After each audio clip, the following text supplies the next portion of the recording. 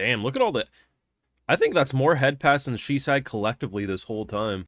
In one sitting. That's wild. You really are going to subtract 2 of our W's because you thought it was someone else? Is he going to be our rival? What is this? I read that as flat chesters at first. I was like, damn, she really getting salty here. You'll never know if she's happy or mad because she just naturally has a resting bitch face and monotone expression. So she still wants to marry him, criminal and all? Now that's true love right there. She's like, you may be a piece of shit, but you're my piece of shit, damn it. I'll be honest, I'm sold on her, Xylo. I think you should still marry her. I do love the fact that he's truly just like, well, we obviously can't get married anymore. I'm a criminal for life. Nah, I'm gonna work that out, boss. Oh, what the fuck? It's like all the armor plating was moving like a serpent. Is this some Edward Elric? Like that type of shit? Hit that man so hard. Wow. Holy hell, guys. Are you a hero or something? Like, what's going on? What is that? Kind of looks like a Fire Force scene. Oh, shit. You gotta just love Sentence to Be a Hero. They can just casually aura farm the whole episode. They could drop the most wholesome episode, and just in a blink of an eye, they'll introduce something that immediately steals the show. And I love all types of anime, all types of this show, but you can't deny a man coming in looking like the Hunchback of Notre Dame up here, backhanding a man so hard, his head does a... I think there was a few 360s. You see a chunk fly off, splatters into the wall, and we got to see one of the most violent scenes. And when it told, hey, we shouldn't do that, he says, don't worry, he's not dead. Well, pardon me, because if that's what living is, that is a fate worse than death. Imagine having to go the rest of your life like that. Holy hell, bruh. And then the ending? What do you mean we can burn that man alive and he does some sort of Fire Force nonsense and disappears, and Miss Goddess is like, yeah, I think that kind of felt like Spriggan. Things are heating up, and it's not just the flames on screen. And, you know, the question will be, these coexisters working with monsters. Of course, do I think it's actually the correct path? No. But so far, given that we've seen very little that supports the church being the good guys here, I could understand how maybe some monsters could convince you that working with us is less monstrous than the monsters that wear the white robes, you know what I mean? You know what to do. If you got this far in the video, help share your support, subscribe, ring that bell, drop a like, all that fun jazz. But if you want to go the extra mile, we do got the Patreon. We have the full live reactions to everything we're watching over there, which does help fund the channel and videos just like these. So if you do enjoy, please consider supporting. It does help out a lot. So, anyone who has watched Mushoku Tensei knows that Mushoku Tensei is the type of show that loves to just, like, skip openings and just have scenery play.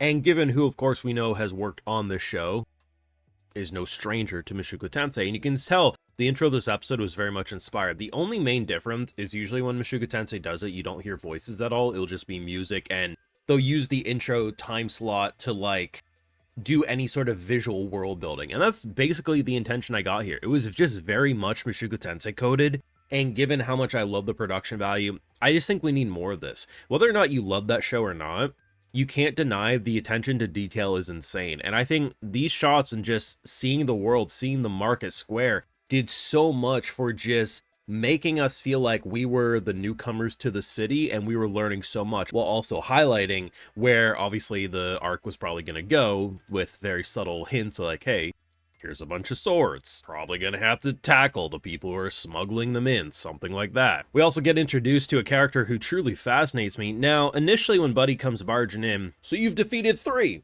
The first 2, though, are another's.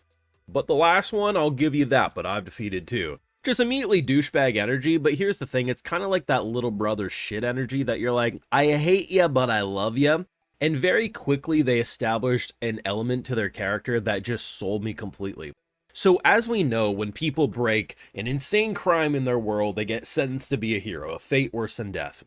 Arguably, the only thing I've seen worse than that is a man who forced to live the rest of his life with no job, but I digress. But basically what we learn is that the entire reason he pretty much got his life fucked over is that he helped dragons. So essentially, you know, what would have been probably a slap on the wrist day crime, you're developing some drugs and stuff for dragons, whatever, doesn't matter.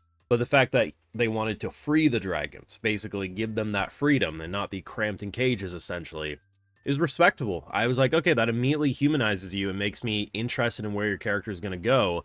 And it's very sad that the world, like, sentences you to die over and over and slowly lose your humanity till you're Tatsuya and just a mindless husk that sits on a rooftop waiting for his next orders because you care for animal rights. Like, am I saying that there aren't going to be some heroes that probably deserve to be sentenced?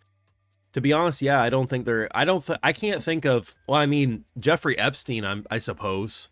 Like, that type of shit, sure. But otherwise, no, I don't think there's a reason to fuck people over this hard. And that's what makes the whole, you know, coexister plotline interesting. Because, yeah, does this look human? No. Fucking wholesome as hell, though. Like, I don't know. Like, I don't expect Tatsuya or any of them, Xylo... Well, actually, Tatsuya's crazy enough. He may not know where he is at any given moment, so potentially. But, like, I doubt we're going to switch sides, but I definitely think there's going to be some information that is going to make him heavily consider switching. And the only thing that could potentially hold him back is characters like her. And will she? I don't know. Because what's interesting, too, is we learned that our boy's married, or supposed to get married. And honestly, kind of fuck with it.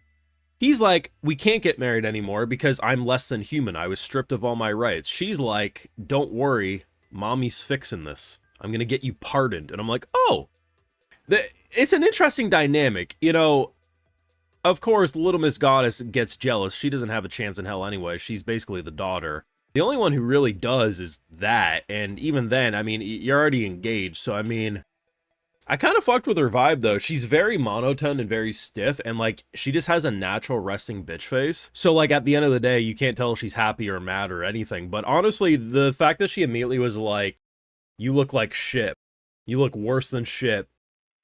But that my man. I'm just like, okay, I'm fucking with her. I'm fucking with her heavy. Hopefully nothing bad happens. Probably will, but time will tell, you know what I mean? This show is so good, though. Like, it's ridiculous how much I'm enjoying this. It's a damn shame, of course, it's not a 2-core, but could they have kept the quality up like this if it was a 2-core? I mean, unless... No, like, they would have had to delay this season for quite a bit to be able to nail that. So hopefully when we get a season 2, it'll just continue. But this show's wonderful. Fate's worse than death. Ripping jaws off. The monster side has me saying maybe they have a reason for being on the monster side, because kind of so far the shit just ain't working. I don't know. Let me know your thoughts down below. What did you think of this week's episode? Drop a like, share, support, subscribe, ring that bell, and yes, Patreon full live reactions and exclusives do live over there. Like, hey, I love to give those video shows to my patrons, because without them, you wouldn't get these YouTube videos at all. So today we got Danny Boy, Simon Lau, GreedX23, Neil Vickers, Jenny Stiegel, #1 simp of the Ice Goddess Desiree, and Matt Barker. So I appreciate the support. Please take care, and y'all have a good one.